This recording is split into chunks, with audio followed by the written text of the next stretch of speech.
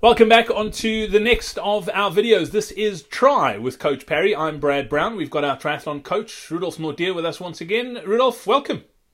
Hi there. How's it, Brad? Thanks for having me.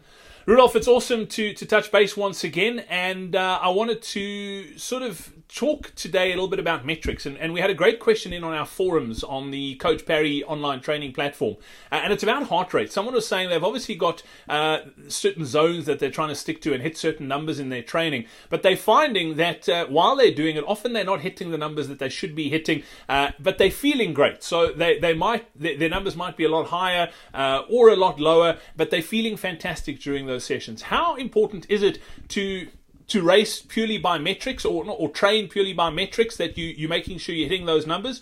Or should you be training to feel and learning how your body reacts to different stimuli that you're sort of throwing at it during training?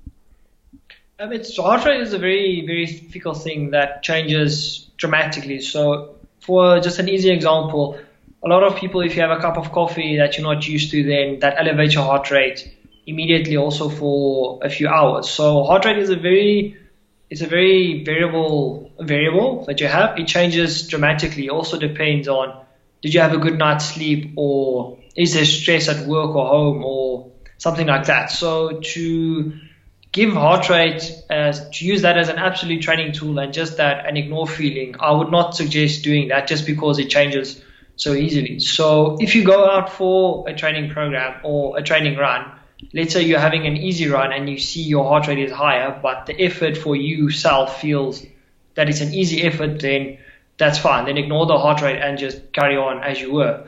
Same can be happening for, let's say you do an intensity session on the track and you need to run at a certain pace because that is your race pace, but your heart rate's lower.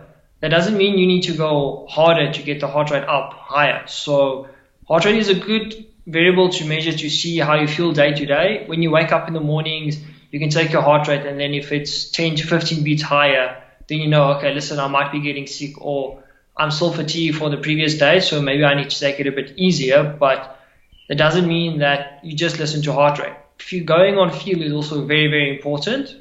So yeah, for my advice is use heart rate, but don't only look at that. Feel is very important.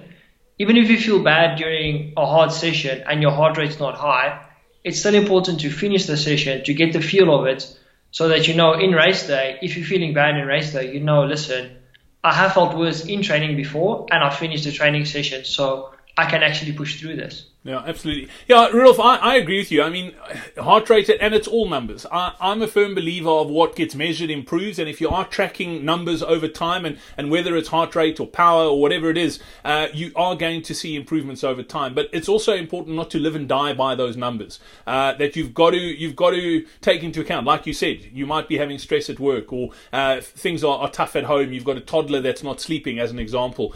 You've got to really take everything into account. You can't just look at the numbers.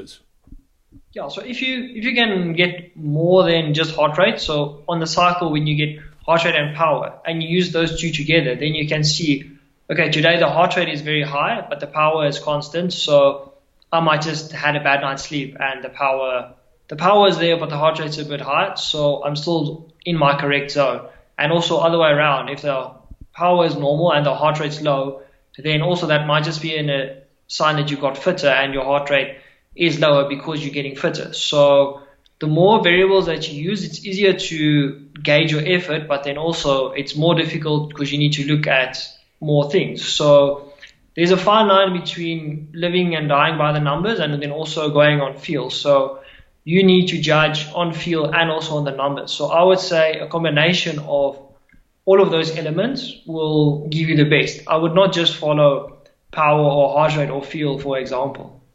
Yeah, absolutely. And it's important to get some help as well and get some other eyes looking on that sort of info. If you do need some guidance and help on your triathlon journey, be sure to check out the Coach Parry online training platform. Head over to coachparry.com/triathlon and you can get all the details there. We've got a very interactive web and mobile app.